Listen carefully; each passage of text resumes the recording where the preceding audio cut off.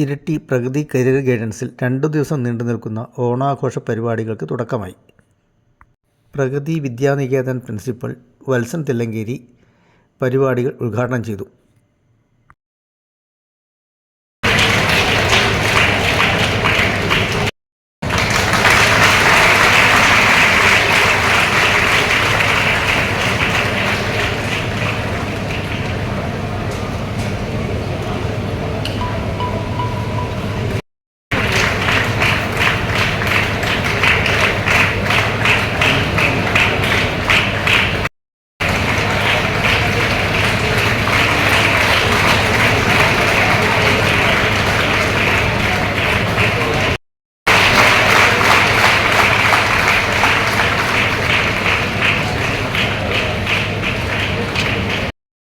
ഇവിടെ അവതരിപ്പിക്കപ്പെട്ട നൃത്തശില്പം വളരെ ചുരുങ്ങിയ സമയത്തിനുള്ളിൽ നമ്മുടെ നാട് ആഴ്ചകൾക്ക് മുമ്പ് അനുഭവിച്ച ഉള്ളുവെച്ച നോവിന്റെ കൃത്യമായ ദൃശ്യാവിഷ്കാരമായി. പക്ഷേ ആ കാലശില്പത്തിന്റെ അവസാനം പറഞ്ഞതുപോലെ നമുക്ക് തോൽക്കാനാവില്ല. ഒരുമിച്ച് നിന്ന്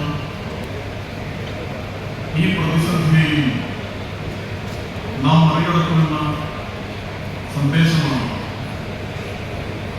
വ്യക്തി എന്നുള്ള നിലക്കും സമൂഹം എന്നുള്ള നിലക്കും പിടിച്ചു നിൽക്കാൻ മുന്നോട്ട് പോകാൻ നമ്മളെ പ്രേരിപ്പിക്കുന്ന ഏറ്റവും പ്രധാനപ്പെട്ട ഘടകം. വൈലോപ്പിള്ളിയുടെ മനോഹരമായ ഒരു ഈരടി, ആ വിജിഗീഷു മൃത്യുവിനാമോ ജീവിതത്തിന്റെ കുടിപ്പടം നടത്തുവാൻ വിജയിച്ച് മുന്നോട്ട് പോകുന്നു എന്ന് കരുതുന്ന മരണത്തിന് എല്ലാം അവിടെ അവസാനിക്കുന്നു എന്ന ഔദ്ധത്യം മൃത്യുവിനുണ്ടാകാമെങ്കിലും അതിന് ജീവിതത്തിന്റെ കുടിപ്പടം നടത്താൻ സാധിക്കും. ഞാൻ ഈ സംസാരിക്കുന്ന നിമിഷത്തിൽ ലോകത്ത് ആയിരക്കണക്കിന് ലക്ഷക്കണക്കിന് സ്ഥലങ്ങളിൽ തങ്ങളുടെ പ്രിയപ്പെട്ടവരുടെ കാലത്തിലും അകാലത്തിലുമുള്ള വിയോഗത്തിൽ വേർപുകൊണ്ട് അറിക്കരയുന്ന, പ്രിയപ്പെട്ടവർ നഷ്ടപ്പെട്ടവർ കൊണ്ട് കരയുന്നവരുടെ വിലാപം ചെവിയൊന്ന് കൂർപ്പിച്ചാൽ നമുക്ക് കേൾക്കാം.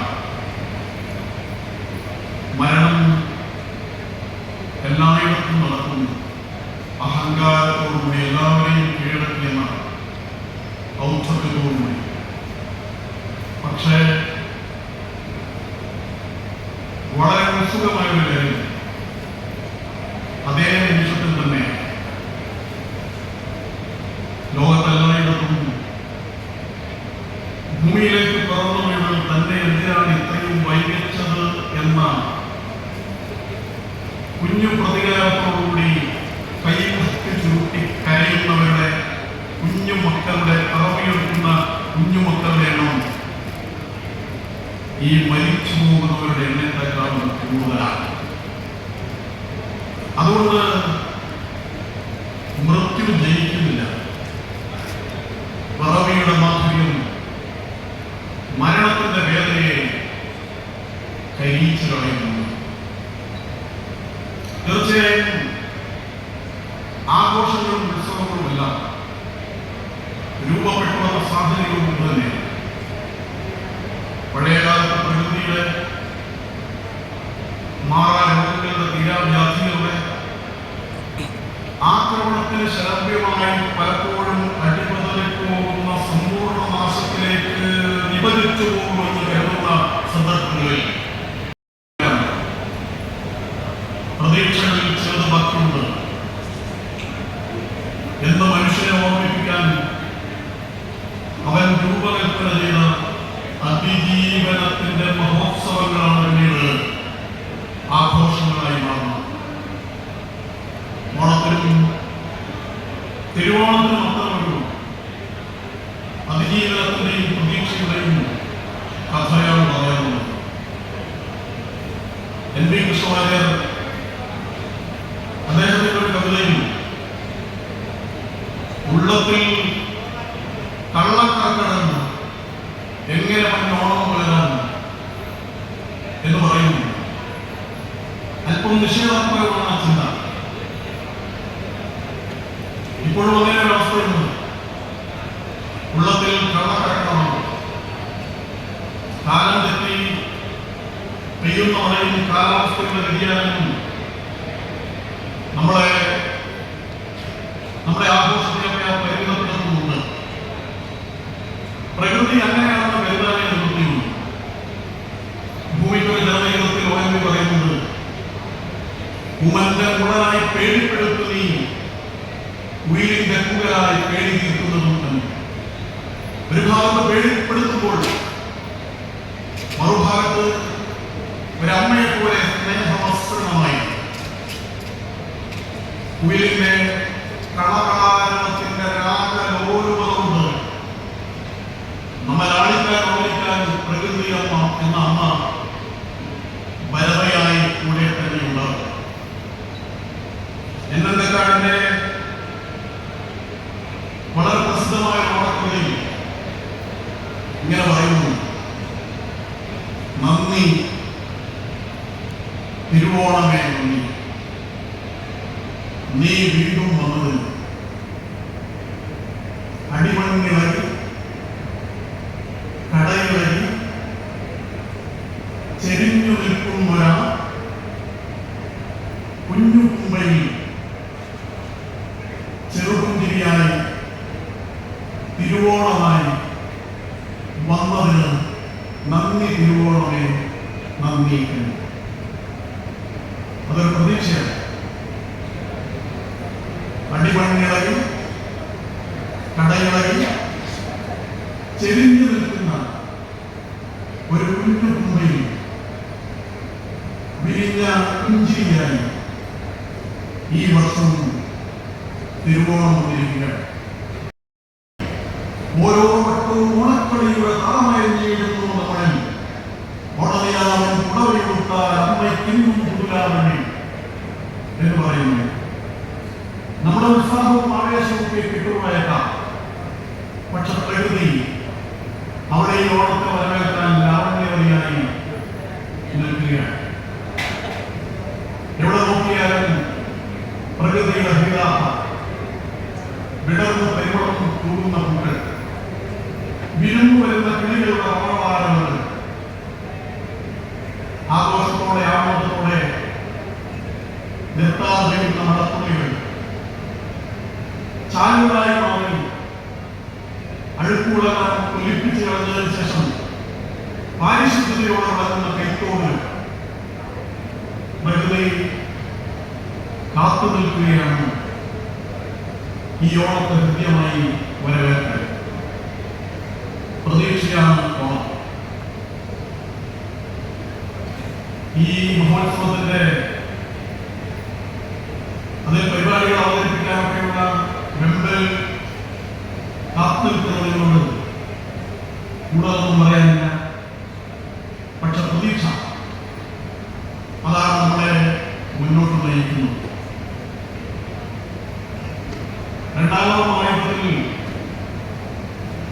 ഇംഗ്ലണ്ട് മഹത്തായ വിജയം നേടുന്നതിന് മുമ്പ് ഇംഗ്ലണ്ടിന്റെ പ്രധാനമന്ത്രിയായിരുന്ന വിൻസ്റ്റൺ ചർച്ചിൽ, അദ്ദേഹത്തിന് ഒരു ചരിത്രമുണ്ട്. ഒന്നാം ലോക മഹായുദ്ധത്തിലും രണ്ടാം ലോക മഹായുദ്ധത്തിലും ഇംഗ്ലണ്ടിനെ നയിച്ചത് വിൻസ്റ്റൺ ചർച്ചിലാണ്. നമുക്കറിയാം 1914 ഒന്നാം ലോക മഹായുദ്ധം, 1945 രണ്ടാം ലോക മഹായുദ്ധം. ഒന്നാം ലോക മഹായുദ്ധത്തെ ഇംഗ്ലണ്ടിന്റെ വിജയത്തിലെത്തിച്ചതിന് ശേഷം വിശ്വജീവിതത്തിലും രാഷ്ട്രീയ വനവാസത്തിലും പോയ ചർച്ചിൽ രണ്ടാം ലോക മഹായുദ്ധം നടക്കുമ്പോൾ ഇംഗ്ലണ്ടിന്റെ നേതൃസ്ഥാനത്തുണ്ടായിരുന്നില്ല. തുടക്കത്തിൽ ഇംഗ്ലണ്ട് തോൽക്കുകയായിരുന്നു.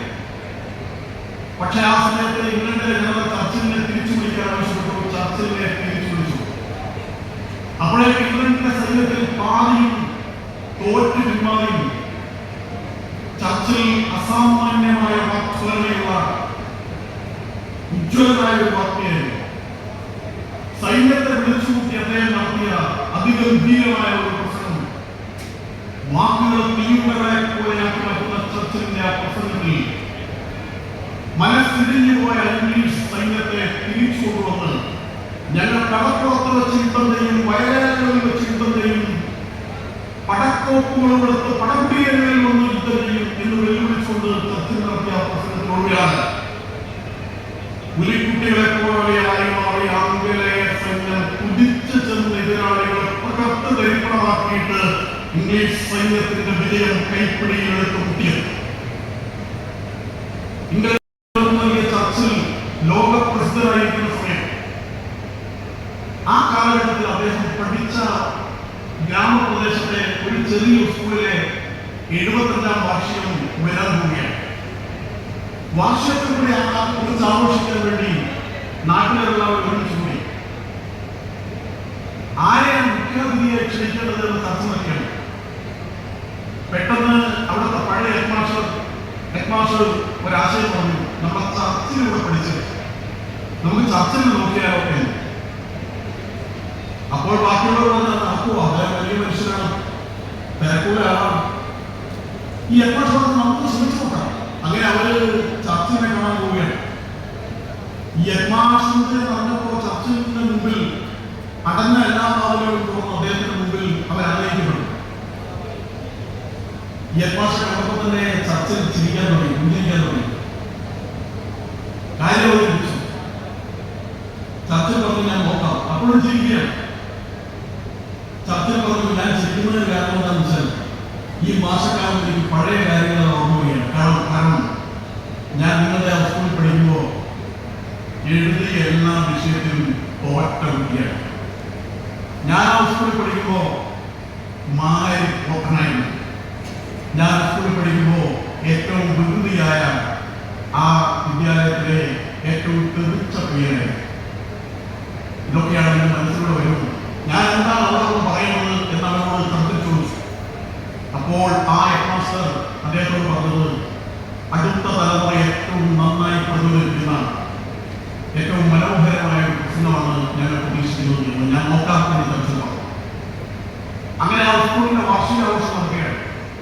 ചർച്ചിൽ വരുമ്പോൾ എന്ന് പറഞ്ഞ് 10,000 ആളുകൾ അവിടെ തളിച്ചുകൂടിയിരിക്കുകയാണ്. ഊഴി മാറിയതിനാൽ താണ വീഴാത്ത പുരുഷാരൻ സൂചി നിലത്ത് വീണാൽ കേൾക്കുന്നത്രയും നിശബ്ദത.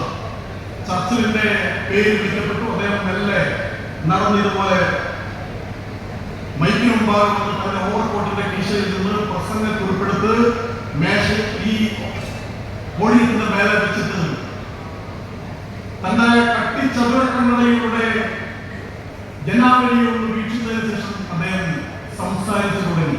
നിങ്ങൾ ഓർമ്മിക്കണം, ചർച്ചിൽ മണിക്കൂറുകളോളം സംസാരിക്കാൻ പ്രസിദ്ധനായ വ്യക്തിയാണ്.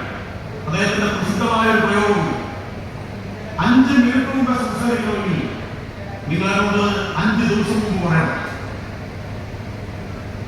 ക്ഷമിക്കണം, 5 മിനിറ്റ് മുമ്പാണ് 5 മിനിറ്റാണ് സംസാരിക്കുന്നതെങ്കിൽ നിങ്ങളെന്നോട് 5 ദിവസം മുമ്പ് പറയണം. പക്ഷേ 5 മണിക്കൂറാണ് സംസാരിക്കേണ്ടതെങ്കിൽ എന്നോട് 5 മിനിറ്റ് മുമ്പ് പറഞ്ഞാൽ മതി എന്ന് ചർച്ച പറയുക. അങ്ങനെയുള്ള ചർച്ച. അപ്പൊ അദ്ദേഹത്തിന് ഒരു ഗംഭീര പ്രസംഗം പ്രതീക്ഷിച്ചുകൊണ്ടാണ് സദസ്സിൽ നിൽക്കുന്നത്. അദ്ദേഹം ഇങ്ങനെയാണ് പ്രസംഗിച്ചത്. അദ്ദേഹം പറഞ്ഞു, ഒരിക്കലും ഒരിക്കലും ഒരിക്കലും ഒരിക്കലും പ്രതീക്ഷ കൈവരിയാതിരിക്കുക എന്ന് പറഞ്ഞ് പ്രസംഗക്കുറിപ്പ് മെല്ലെ മടക്കി ഓവർകോട്ടിന്റെ വിഷയത്ത് അല്പം വലതുവശത്തേക്ക് ചെന്ന് അദ്ദേഹം തന്റെ സീറ്റിലേക്ക് പോയി ഇരിക്കാൻ നിൽക്കുമ്പോഴാണ് തടിച്ചുകൂടിയ 10,000 ഇംഗ്ലണ്ടിൽ സാധാരണ ചെയ്യുന്ന പോലെ ഏറ്റവും മികച്ച പ്രസംഗം കേട്ടാൽ എന്ന പോലെ എഴുന്നേറ്റ് നിന്ന് അദ്ദേഹം പറഞ്ഞ ആ 5 വാക്കുകൾ 5 മിനിറ്റാണ് പേടിച്ചത്. കാരണം അന്ന് ഈ വിദ്യാലയത്തിൽ ഏറ്റവും വികൃതിയായ പക്ഷേ ഏറ്റവും പിന്നാക്കമായ താൻ എങ്ങനെയാണ് ഇന്ന് ലോകത്തിന്റെ നിറയിൽ പ്രശസ്തിയുടെ കൊടുമുടിയിൽ എത്തിച്ചേർന്നത് എന്ന തന്റെ ജീവിത യാത്രയെ സംബന്ധിച്ചുള്ള സൂത്രവാക്യം മാറ്റിക്കുറുക്കിയ വാർത്തയിൽ ചർച്ചിൽ അവരോട് പറഞ്ഞത് എന്നവർക്ക് ബോധ്യമായപ്പോഴാണ് അവർ ആ പ്രസംഗത്തെ ഏറ്റവും ഉജ്ജ്വലമായ നിലയിൽ സ്വീകരിച്ചത്. അതാണ് ചർച്ചിന്റെ ഏറ്റവും ചെറിയ പ്രസംഗം, അതാണ് ചർച്ചിന്റെ ഏറ്റവും പ്രശസ്തമായ പ്രസംഗം. ചർച്ചിൽ പറഞ്ഞത് ഒരു വ്യക്തി എന്നുള്ളവർക്കും സമൂഹം എന്നുള്ളവർക്കും വളരെ പ്രസക്തമാണ്. ഒരിക്കലും ഏത് വിപരീതമായ പരിസ്ഥിതിയിലും, ഏത് പ്രാതികൂല്യാവസ്ഥയിലും, ഏത് പരാജയത്തിന്റെ മുഹൂർത്തത്തിലും നിങ്ങൾ പ്രതീക്ഷ കൈവരിക്കാതിരിക്കുക എന്നുള്ളത് അത് വളരെ പ്രധാനപ്പെട്ട ഒരു കാര്യമാണ്. ഏതായാലും വളരെയധികം പ്രതികൂലമായ സാഹചര്യത്തിൽ നിങ്ങളോട് ഒരുമിച്ച് വരിക. ഇവിടെ ഇരിക്കുന്നവരിൽ ഒരു പൂക്കളം എന്ന പോലെ വൈവിധ്യമുണ്ട്. ഇവിടുത്തെ സദസ്സിൽ കേരളത്തിന്റെ വ്യത്യസ്ത പ്രദേശങ്ങളിലുള്ളവർ, വ്യത്യസ്ത ജീവിത സാഹചര്യങ്ങളിലുള്ളവർ, വിവിധ പ്രായക്കാർ. പക്ഷെ ഇവരെല്ലാവരും ഇവിടെ ഒരുമിച്ച് കൂടിയിരിക്കുന്നത് ഒരു പ്രതീക്ഷയിലാണ്. ആ പ്രതീക്ഷയുടെ സാകാര രൂപത്തിന്റെ പേരാണ് ശ്രീ അജയൻ മാസ്റ്റർ എന്നത്. ആ പ്രതീക്ഷയിൽ നിങ്ങളുടെ കഠിനാധ്വാനവും ചേരുന്ന സമയത്താണ് അത് സാർത്ഥകമാകുന്നത്. നിങ്ങളുടെ മുമ്പിൽ സാധാരണ പ്രായത്തിലുള്ളവർ പറയുന്നത് ഞങ്ങൾക്കൊരു റോൾ മോഡൽ ഇല്ലാത്തതാണ്. സമൂഹത്തിൽ കഴിയുമ്പോൾ നമ്മൾ നക്ഷത്രങ്ങൾ എന്ന് തോന്നിയ പലതും കരിക്കട്ടകളായി മാറുന്ന സാഹചര്യം നമ്മുടെ മുമ്പിലുണ്ട്. വാർത്തകൾ അങ്ങനെയാണ് നമ്മുടെ മുമ്പിൽ കാര്യങ്ങൾ വിശദീകരിക്കുന്നത്. നിങ്ങൾ ആഗ്രഹിക്കുന്നത് നേടിയതിനു ശേഷം അത് വേണ്ടെന്ന് വെച്ച് ആയിരക്കണക്കിന് ആളുകളെ അവരുടെ ആഗ്രഹത്തിന്റെ കൂടെ നിന്നുകൊണ്ട് ലക്ഷ്യപ്രാപ്തിയിൽ എത്തിക്കാൻ വേണ്ടി കഠിനാധ്വാനം ചെയ്യുന്ന 24 മണിക്കൂർ കഠിനാധ്വാനം ചെയ്യുന്ന ശ്രീ അജയൻ മാസ്റ്റർ, അദ്ദേഹത്തിന്റെ സ്വപ്നമാണ്, അതിന്റെ സാധ്യതയാണ് ഈ സ്ഥാപനത്തിന്റെ വിജയ രഹസ്യത്തിന്റെ പിന്നിലുള്ള ചാലകശക്തി. നിശ്ചയമായും നമുക്ക് പുറത്തെന്തൊക്കെ പ്രശ്നങ്ങളുണ്ടെങ്കിലും പ്രാതികൂല്യാവസ്ഥയുണ്ടെങ്കിലും നമുക്കിപ്പോൾ കത്തൽ പോലെ കാലം ഇനി ഉരുളും, വിഷു വരും, വർഷം വരും, തിരുവോണം വരും, പിന്നെ ഓരോ തലയിലും പൂവരും. അപ്പോൾ ആരെന്നും എന്തെന്നും ആർക്കറിയാം. നമുക്കിപ്പോൾ ഈ യാത്രയെ ശാന്തനായി, സൗമ്യനായി, സ്വച്ഛനായി എതിരേൽക്കാം. പുറത്ത് മഴ കയറിച്ചു നിൽക്കുന്നുണ്ട്.